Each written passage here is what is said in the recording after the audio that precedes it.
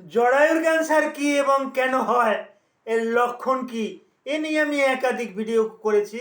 তো 4-5 মিনিট 6 মিনিটের ভিডিওতে তো সব রকমের আলোচনা করা যাচ্ছে না।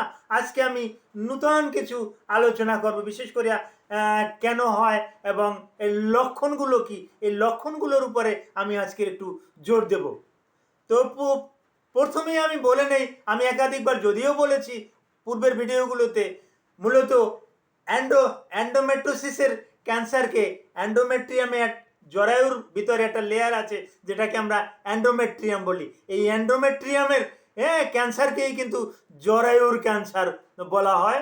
তো মূলত এটা কিন্তু বেশিরভাগ ক্ষেত্রেই হয়ে থাকে সার্ভিক্সে।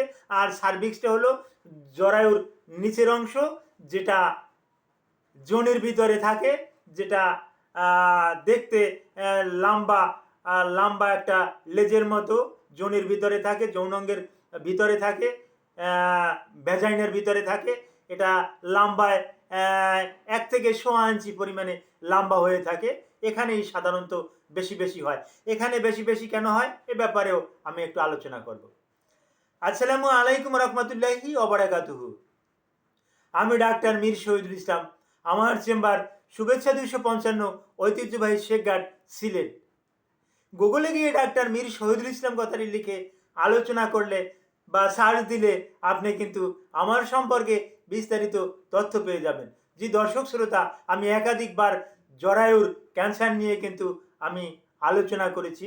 আজকের একটা আলোচনা করব জরায়ুর ক্যান্সার কেন হয় এবং এর লক্ষণ কী।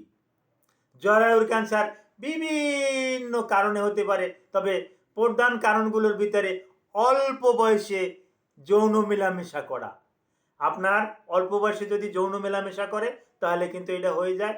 অল্প বয়সে যদি বিয়ে দিয়ে দেওয়া হয় তাহলে কিন্তু এটা হয়, এবং বহুগামিতার ফলে কিন্তু এটা হয়, যেটা সচরাচর আমাদের দেশে বেশি বেশি করে হয়।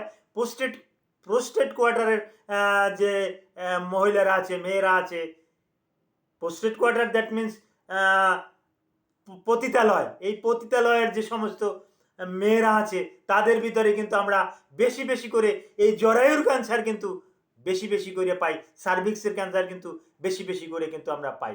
এখন এই ক্যান্সারটা এই এই সমস্ত কারণে হয়ে থাকে। আর হবেই না বা কেন, ধরুন এটা একটা পেনিস, এই পেনিসটা এই ভ্যাজাইনাতে গিয়ে ওই সার্ভিক্সে বারবার বারবার আঘাত লাগে।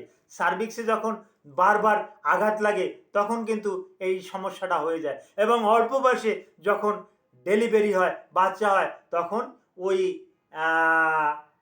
সার্ভিক্সটা ফেটে যায়, ওই সার্ভিক্সটা নষ্ট হয়ে যায়, যার পরিপ্রেক্ষিতে ওখানে আলসার থাকে।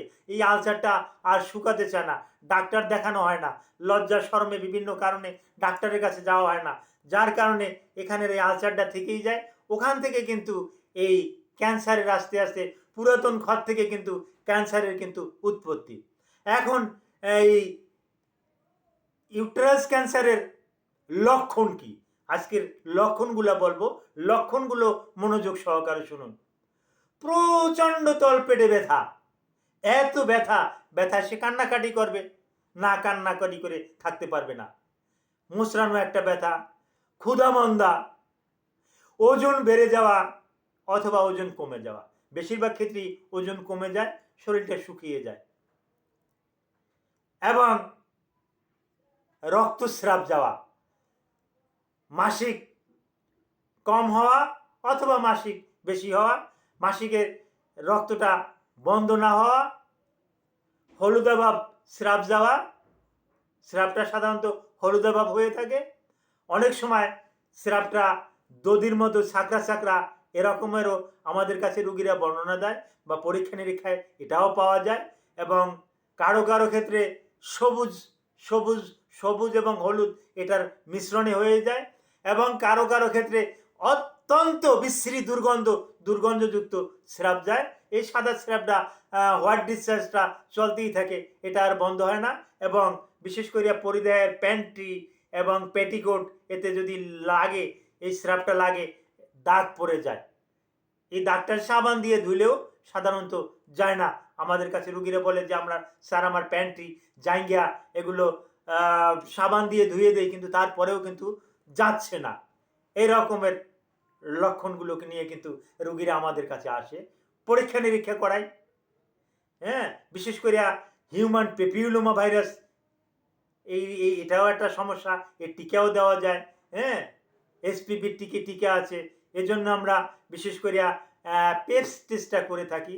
ওই একটা স্পেসুলার মাধ্যমে, ভ্যাজাইনাল স্পেকুলাম দিয়ে জনিটা ফাঁক করে তারপর আসে ওই ইউটেরাস থেকে একটা স্পেসুলামের মাধ্যমে ওখান থেকে কিছু স্যাম্পল কালেকশন করে এইটা মাইক্রোস্কোপের মাধ্যমে পরীক্ষা করে তারপর আসে এটা করা হয়।